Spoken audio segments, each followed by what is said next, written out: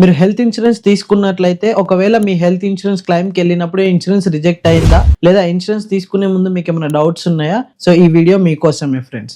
ఈ వీడియో పూర్తిగా చూడండి. ఎక్కువ శాతం చాలా మందికి హెల్త్ ఇన్సూరెన్స్ రిజెక్ట్స్ అవుతున్నాయి, ఎందుకు అనేది ఈ వీడియోలో పూర్తిగా ఎక్స్ప్లెయిన్ చేయబోతున్నాను. Hi friends, welcome back to our channel Naveensure. It's an insurance channel. ఈ ఛానల్లో మనము ఇన్సూరెన్స్ కి సంబంధించిన A to Z టాపిక్స్ అనేవి చెప్పడం జరుగుతుంది. అది మీకు వెహికల్ ఇన్సూరెన్స్ కావచ్చు, హెల్త్ ఇన్సూరెన్స్ కావచ్చు. Please subscribe our channel Naveensure. ఈ మధ్య చాలా మందికి అవేర్నెస్ వచ్చింది హెల్త్ ఇన్సూరెన్స్ కోసం, విచ్ ఇస్ చాలా గుడ్ అండి. కాకపోతే హెల్త్ ఇన్సూరెన్స్ తీసుకున్నాక కొందరు క్లెయిమ్కి వెళ్ళినప్పుడు కొన్ని సందర్భాలలో వాళ్ళ క్లెయిమ్ అనేది రిజెక్ట్ అవుతుంది. ఎందుకు రిజెక్ట్ అవుతుందో అర్థం అవ్వదు, అసలు ఎవరిని అడగాలో అర్థం అవ్వదు. సో ఈ వీడియో మీకోసమే. హెల్త్ ఇన్సూరెన్స్ తీసుకున్నాక ఇన్సూరెన్స్ ఉందని ధీమాతోని మనము ఏదైనా ఒక కార్పొరేట్ హాస్పిటల్కి వెళ్ళి ఇన్సూరెన్స్ క్లెయిమ్ చేస్తాము. అండ్ వాళ్ళు ట్రీట్మెంట్ చేశాక 1 డేకో 2 డేస్కో ట్రీట్మెంట్ అయ్యాక, సార్ మీ హెల్త్ ఇన్సూరెన్స్ పాలసీ అనేది రిజెక్ట్ అయింది సార్, క్లెయిమ్ రిజెక్ట్ అయింది, అమౌంట్ మొత్తం మీరే కట్టాలి అంటారు. అప్పుడు మనకు ఉండే భయము అంతా ఇంత కాదు. ఎందుకు ఇలా అవుతుంది చూద్దాం. క్లెయిమ్ రిజెక్ట్ అవ్వడానికి 3 కారణాలు ఉన్నాయి.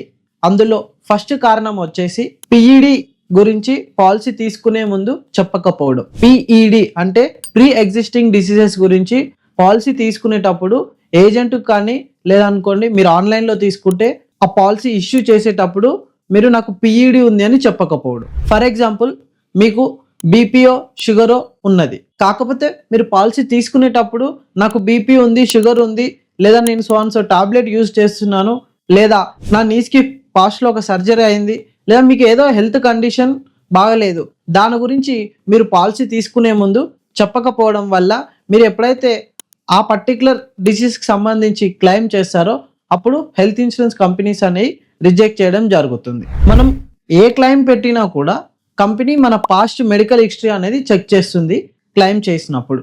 అంటే మీరు ఏదైతే క్లెయిమ్ పెట్టారో అది ఇంత ముందుకు మీరు ఎక్కడైనా సర్జరీ చేయించుకున్నారా, లేదనుకోండి బీపీ ఆల్రెడీ ఏదైనా టాబ్లెట్ యూజ్ చేస్తున్నారా అనేది కంపెనీ చెక్ చేసుకుంటుంది. అలా బ్యాక్ ఎండ్లో చెక్ చేసినప్పుడు మీకు ఆల్రెడీ బీపీ ఉంది అని తెలిసినప్పుడు మీరు పాలసీ తీసుకునేటప్పుడు నాకు బీపీ ఉందని చెప్పలేదు అనుకోండి, ఆ సినారియోలో మీ పాలసీ అనేది రిజెక్ట్ అవుతుంది. అందుకే మేము పాలసీ చేసే ముందు కంపల్సరీ ఒక 5 బేసిక్ క్వశ్చన్స్ అడగడం జరుగుతుంది. మీకు పాస్ట్లో ఏమైనా సర్జరీ అయ్యిందా, మీకు బీపీ షుగర్ ఏమన్నా ఉన్నదా, మీ ఫ్యామిలీలో ఎవరికైనా హెల్త్ ఇష్యూస్ ఉన్నాయా, ఇలాంటివి క్వశ్చన్స్ అడుగుతూ ఉంటాము. కొందరు కస్టమర్స్ జెన్యున్గా చెప్తారు, కొందరు ఏమంటారంటే చెప్పకపోతే వీళ్ళకి తెలియదు కదా అని చెప్పి మా దగ్గర దాస్తారు. సో అలా దాచినప్పుడే ఏమవుతుంది, ఇలా క్లెయిమ్స్ రిజెక్ట్ అవుతాయి. సో మీకు ఎలాంటి హెల్త్ కండిషన్ ఉన్నా ఎప్పుడైతే మీరు హెల్త్ ఇన్సూరెన్స్ తీసుకుంటారో అప్పుడు ఏజెంట్కి కంపల్సరీ హెల్త్ ఇష్యూస్ గురించి చెప్పాలి. సో ఇప్పుడు ఎవరైనా హెల్త్ ఇన్సూరెన్స్ తీసుకునే ముందు జాగ్రత్తగా వినండి అండ్ మీకున్న హెల్త్ కండిషన్ మొత్తం ఆ ఏజెంట్కి చెప్తే దానికి తగ్గట్టు మీకు పాలసీ ఇవ్వడం జరుగుతుంది. మీరు పాలసీలో ఆల్రెడీ నాకు సో ఇష్యూ ఉందని మెన్షన్ చేసి పాలసీ తీసుకుంటే దాని తగ్గట్టు ప్రీమియం ఉంటుంది అండ్ దాని తగ్గట్టు క్లెయిమ్ కూడా రావడం జరుగుతుంది. ఇలాంటి క్లెయిమ్ రిజెక్షన్ కాదు.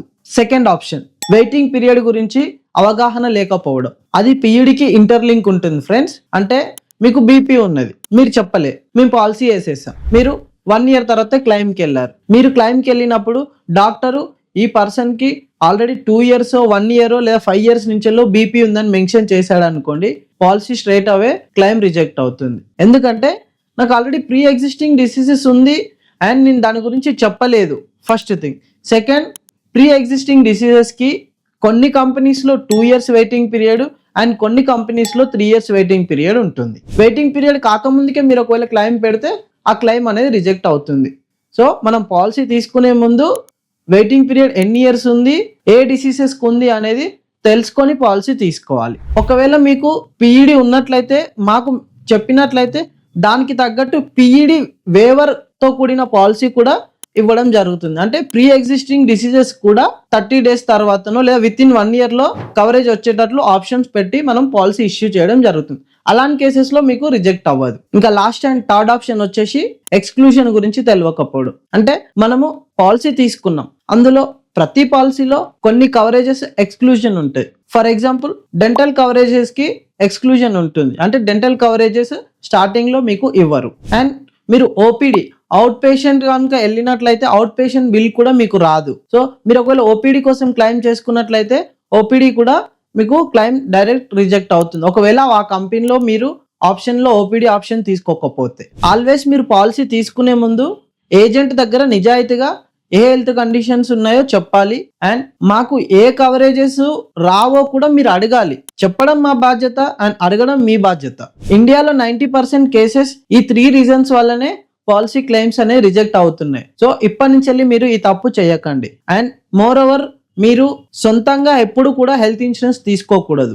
ఎందుకంటే ఈ ఓపీడీ కవరేజెస్, పిఈడి కవరేజెస్ మీకు సొంతంగా తీసుకునేటప్పుడు అవగాహన లేకపోవడం వల్ల ఇలాంటి ఇష్యూస్ వచ్చినప్పుడు క్లెయిమ్ పెడితే రిజెక్ట్ అవుతుంది. ఎప్పుడైతే మీరు ఒక హెల్త్ ఇన్సూరెన్స్ ఏజెంట్ దగ్గర పాలసీ తీసుకుంటారో వారు మిమ్మల్ని ఇలాంటి క్వశ్చన్స్ అన్ని అడిగి మీకు ఏ పాలసీ సూట్ అవుతుందో ఆ పాలసీ చేయడం జరుగుతుంది.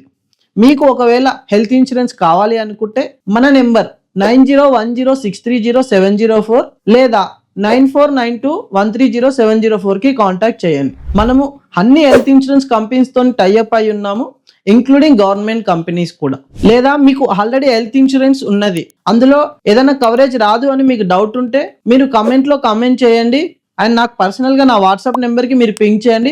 మీరు తీసుకున్న కవరేజెస్ ఏంటో అనేది నేను మీకు పూర్తిగా ఎక్స్ప్లెయిన్ చేస్తాను. ఎప్పుడైనా గుర్తుపెట్టుకోండి, కంపల్సరీ హెల్త్ ఇన్సూరెన్స్ తీసుకోండి. ఏదైనా ఒక డిసీజెస్ వచ్చినాక హెల్త్ ఇన్సూరెన్స్ తీసుకుంటా అంటే అప్పుడు మీకు కంపెనీస్ ప్రీమియం కట్టించుకుంటాయి, కానీ క్లెయిమ్ అనేది 2 years లేదా 3 years వరకు ఇవ్వవు. ఎలాంటి హెల్త్ కండిషన్ లేనప్పుడు, అంటే మీరు ఎప్పుడైతే హెల్తీగా ఉన్నారో అప్పుడు మీరు హెల్త్ ఇన్సూరెన్స్ తీసుకుంటేనే మీకు అది బెనిఫిట్ అవుతుంది. సో ఇప్పుడే హెల్త్ ఇన్సూరెన్స్ తీసుకోండి. ఐ హోప్ ఈ వీడియో మీకు అర్థమైందని అనుకుంటున్నాను. మరొక మంచి టాపిక్ తో మీ ముందుకు వస్తాను. Please subscribe our channel Naveen షోర్. Thank you friends.